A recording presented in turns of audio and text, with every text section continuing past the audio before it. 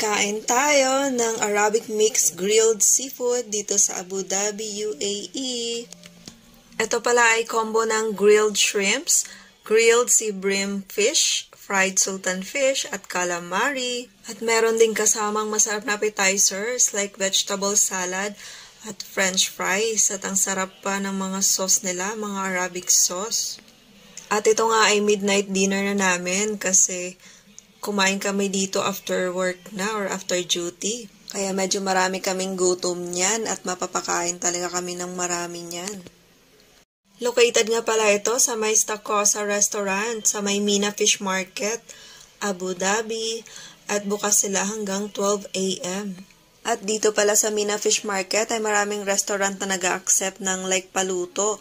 Like mamamalengke kayo dun sa wet market sa loob, and then ipapaluto nyo sa kanila with additional charge.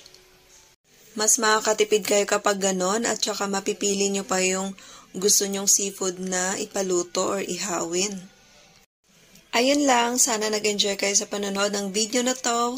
At please don't forget to heart, comments, at follow my FB page, Chan Vlogs page, and my YouTube channel, Chan Vlogs. Bye!